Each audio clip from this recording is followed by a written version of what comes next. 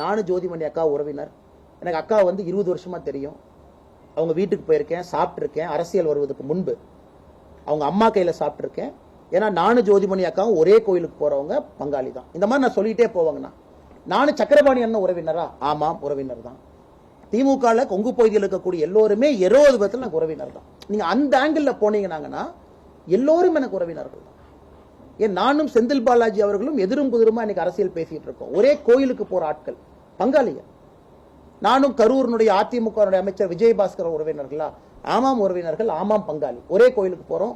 செவ்வாய்க்கிழமை கோயிலுக்கு போறோம்னா எதிரும் புதிரும் முட்டிக்குவோம். நான் வர்றப்ப அவங்க வர மாட்டாங்க, அவங்க வர்றப்ப நான் போக மாட்டாங்க. அந்த கோயிலே அட்ஜஸ்ட் பண்ணி வேற வேற டைமுக்கு வர சொல்லுவாங்க. இதை ஒரு லாஜிக் எடுத்து நாம் அரசியல்ல பேச ஆரம்பிச்சாங்கன்னா எல்லாமே உறவினர்கள் தான், சொந்தங்கள். எல்லாருமே அரசியல் வந்ததுக்கு அப்புறம் எல்லாரும் சொந்தங்கள். இதுல எண்டே இல்லை. என்னுடைய குடும்பமா, என்னுடைய ரத்த சொந்தமா, என்னுடைய சகோதரியா சகோதரனா நீங்க கேட்கிற கேள்வி ஒரு நியாயம் இருக்கு.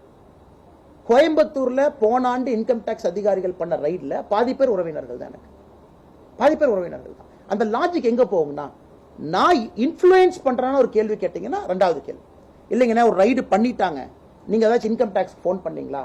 யாருக்கு இது வரைக்கும் லைஃப்ல இன்கம் டாக்ஸ் நான் போன் பண்ணதில்லை. இல்ல அவங்களுக்கு அந்த எவேஷன் பண்ணிருக்காங்க கேட்டீங்களா? சத்தியமா நான் பண்ணல. அது இன்கம் டாக்ஸ் அதிகாரியை செக் பண்ணீங்க, போன் ரெக்கார்ட் செக் பண்ணீங்க. அந்த மாதிரி ஒரு கேள்வி யார் வைத்தாலும் நியாயம் இருக்கு.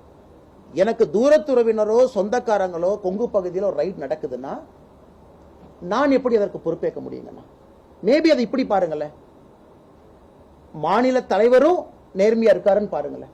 நான் கூப்பிட்டு இல்லைங்க எனக்கு வந்து உறவினர், அதனால தயவு செஞ்சு அவங்க வீட்டுக்கு போகாதீங்க, அவங்க சொந்தக்காரங்க, இவங்க வீட்டுக்கு போகாதீங்க.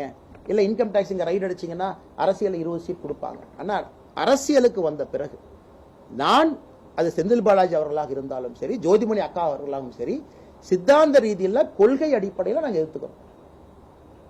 ஏன் நான் அரசியல் வருவதற்கு முன்பு நானும் செந்தில் பாலாஜி அவர்களும் ஒன்றாக அமர்ந்து உணவு சாப்பிடலையா? செந்தில் பாலாஜினா என் வீட்டுக்கு வந்து சாப்பிட்டு போயிருக்காரு. அரசியல் வருவதற்கு முன்பு எங்க அம்மா கையில சாப்பிட்டு போயிருக்காரு. உண்மை நான் சொல்றேன்.